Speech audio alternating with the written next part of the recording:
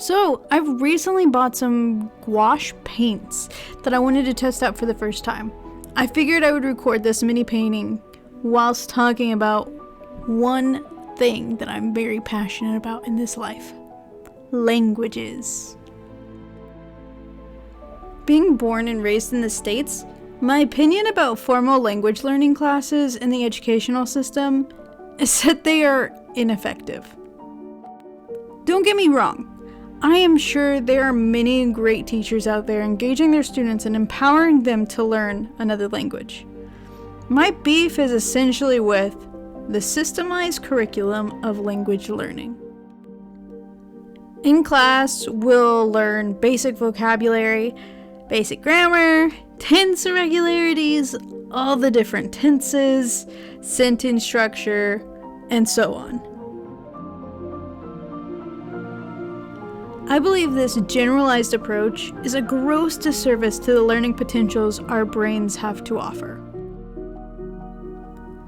The way our brains learn languages has been studied by linguists thoroughly over the past multiple decades. And a common research theme that has been found is our brains want information to figure out a problem. And when it comes to languages, it's the same way. If we give our brains enough information, it will solve the problem of language. But alas, language learning has become this mystified skill, where we look at those that speak 2 or more languages as sort of elite human beings, especially if they become fluent in another language as an adult. I mean, or is it just me? Because I definitely think language learning feels like a superpower sometimes. At least for other people that are fluent in more than one language. Is that not cool, or is that me? I don't know. Maybe it's me. It's super cool. Don't lie. Let me propose another way to think about learning a language. Think about it like you would think about losing weight. And I know. This correlation may seem far-fetched, but stay with me. There are some key things that need to happen for a person to lose weight and become physically healthy. There's diet. The person needs to eat nutrient-rich foods to fuel their body well.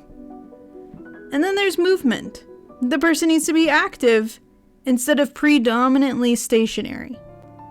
And then to tie those together, there has to be consistency. The person then needs to do diet and movement regularly, often, over long periods of time for them to see the results they want and to maintain the results they got. Language learning is very similar. A person learning another language needs input.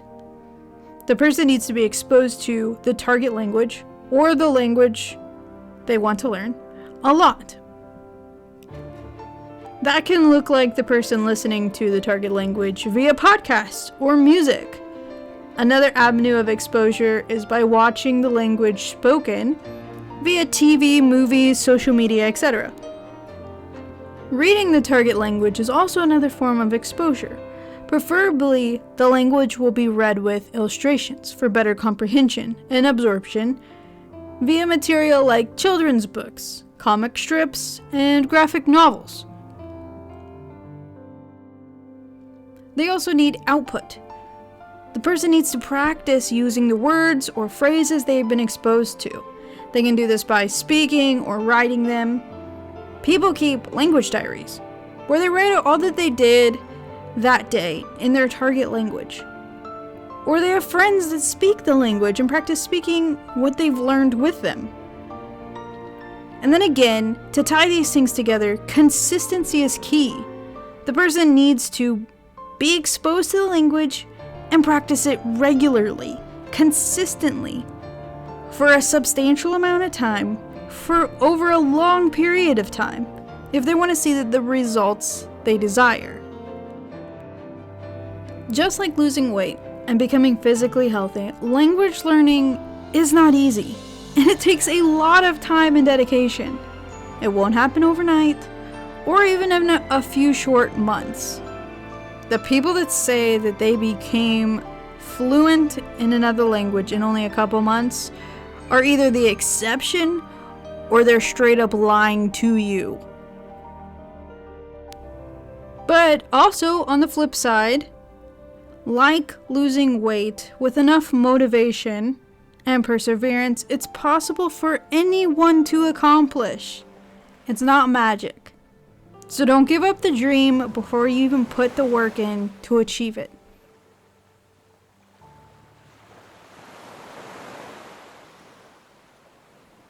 Also, side note, these gouache paints are low-key fantastic.